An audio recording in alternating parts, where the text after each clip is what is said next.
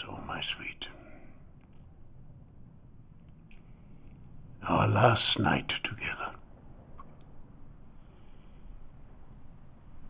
Who would believe it has been 65 years since our first night together as man and wife? And to think that our wedding night also was spent in a room lit mainly by candlelight. All those years have slid away. I still recall that night in Brighton. The sea view guest room above the Albion pub, St. George's Road, December the 5th, 1952.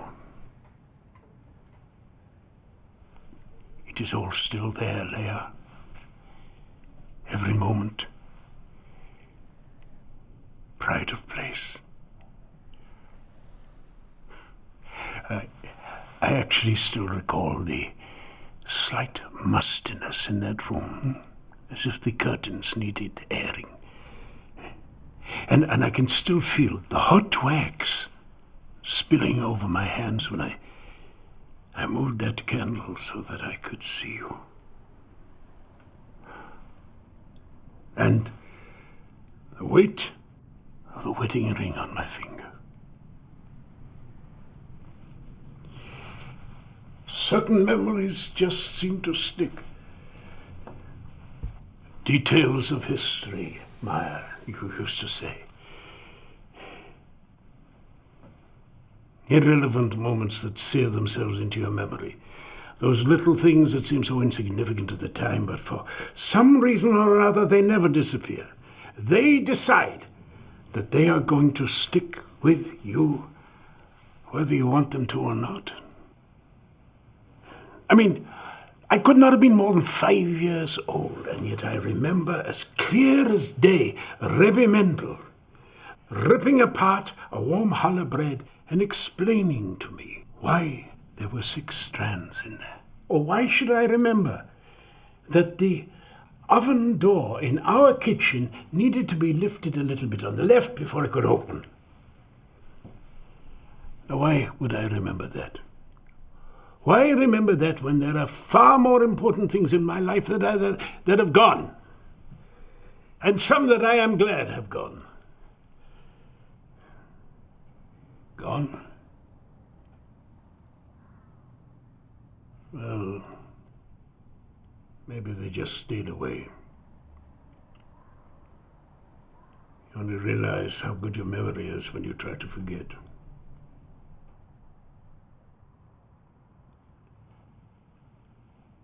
I took all of our memories together and I placed them on top of the previous ones to try and bury them as deep as I could.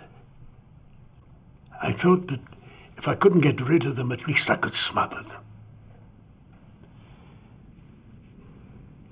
Sometimes my mind wouldn't let me do that.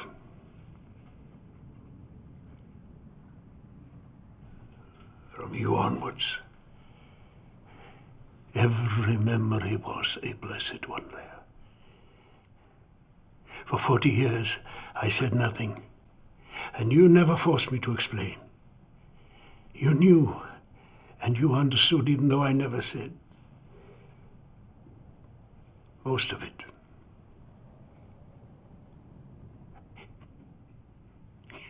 You drew a line under my life, Leah. A woman of worth.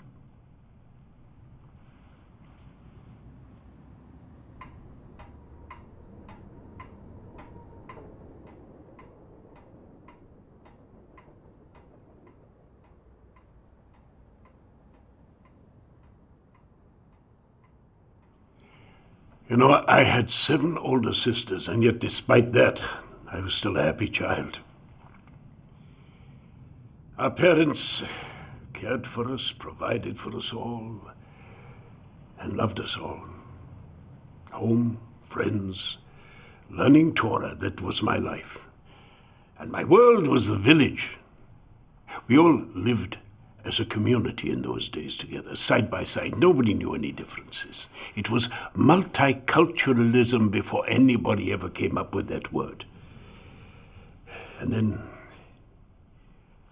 one day, destroyed.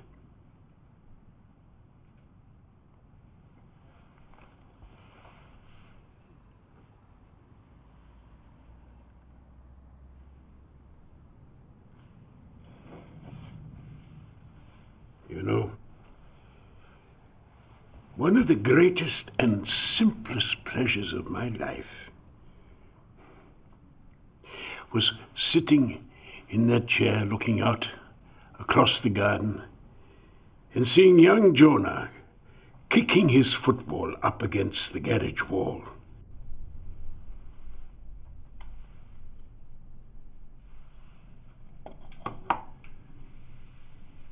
And yet even then, that knot was always there, in the pit of my stomach. You know that feeling when you're in the supermarket and you turn around and for a second your child isn't there? That knot.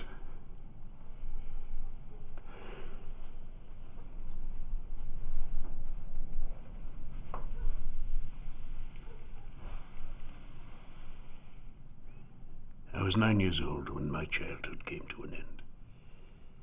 No need to lock your homes. You will only be gone for a short while. And that was when that knot first entered my body. Pushed, shoved, kicked, all the way to the railway station. 1/4 of our village. It was chaos, and women were separated from their children. Children cried out for their mothers and fathers. And as more and more people scrambled into the cattle wagons, I found myself being pushed up to the side. And there, just through a crack in the wood, I could see, and I tried to comprehend the horrors that I was witnessing. There was a young woman there,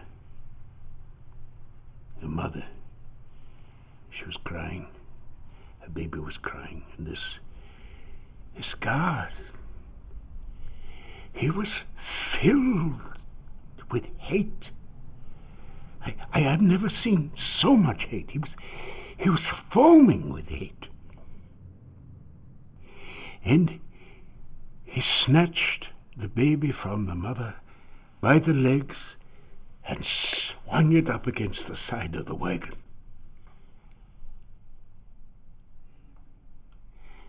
And I saw the woman on her knees. And on the white snow there was blood and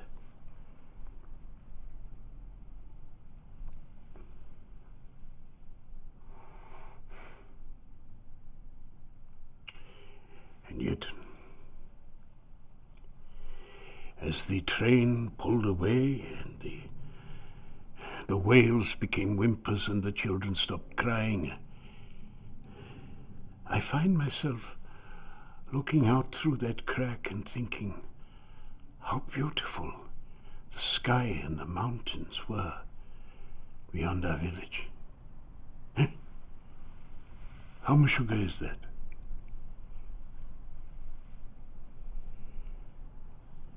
And how can I explain what happened next? I can't. I could tell you what happened, but I can't explain. I was a child, and then I became a number. And then I became a living thing, trying to do everything I could to stay on the right side of luck. And after that, I became a lost, hopeless soul, willing to do anything to avoid becoming that number. I remember standing in a field in winter, one of row upon row upon row of hopeless souls. It was freezing cold. I was 12 years old, and we stood there for hours. I never did find out why. 2 rows in front of me, there was an SS guard beating a man who had fallen to the ground. And as that helpless soul tried to struggle to his feet, the guard was stomping on him. And you know what he said? He said, "If you survive this, who will you find who will believe what you have to say?"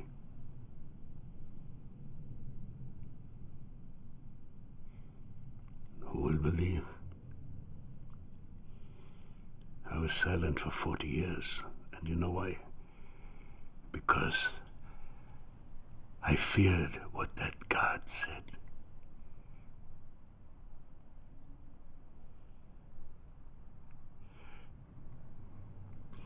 I had the blessing and the burden of being a survivor. For no other reason, I think, other than luck. And you, Leah, you helped me speak again. You helped me to become the voice of that hopeless soul who died with no voice in that field in winter.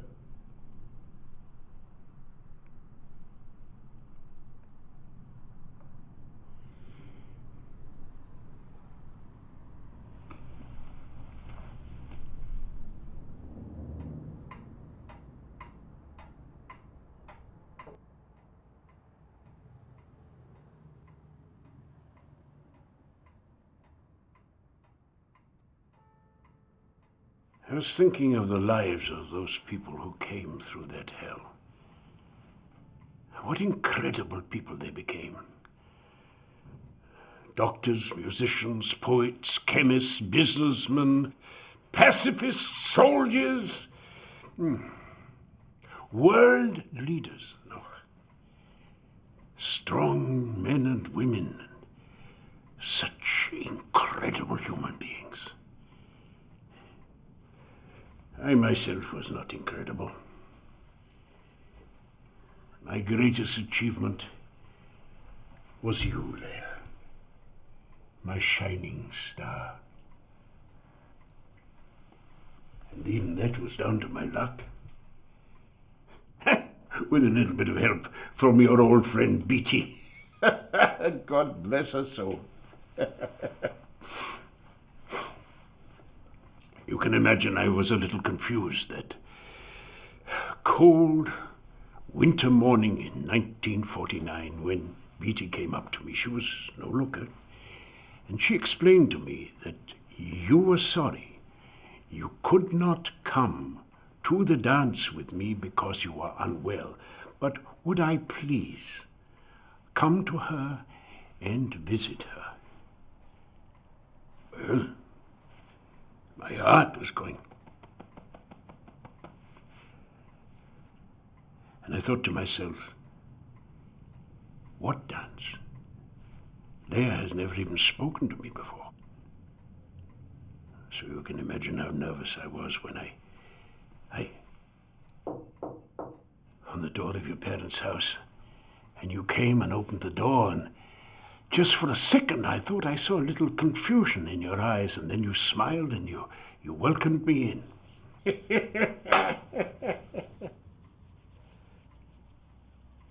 It was years before I realized that actually the message had been intended for Myer, who lived 2 blocks down the road, And poor old Beatty had just delivered the message to the wrong Myer.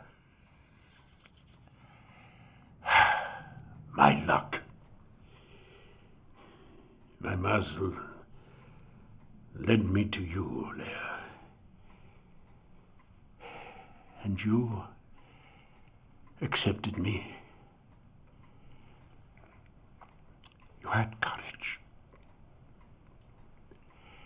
And my life changed beyond belief.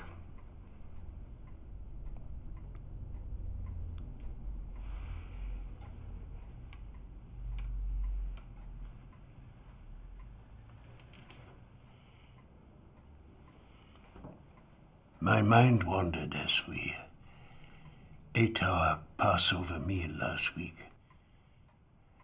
And suddenly, I felt alive in a way that I had never felt before. I sat like Moses at the head of my table, with you, my wife, beside me. And there were our children and their children. And there, in the midst of all, safe,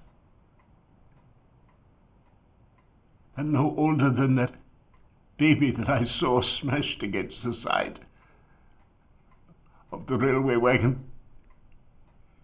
There was our first great-grandchild.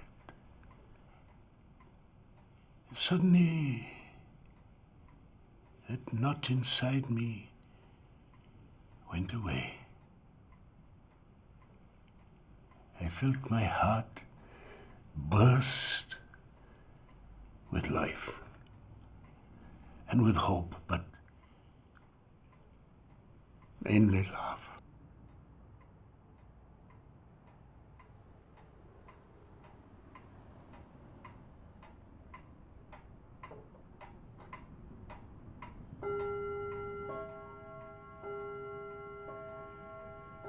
A new dawn.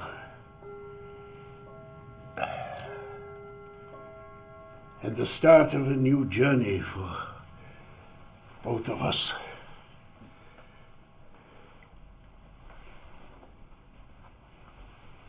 No longer the two of us together. But then when we were together, I never thought of us as two. Always as one. I was the luckiest man alive.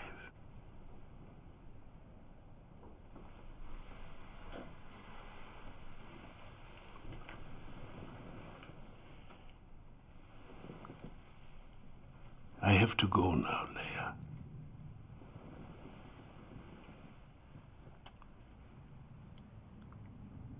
I loved our life together.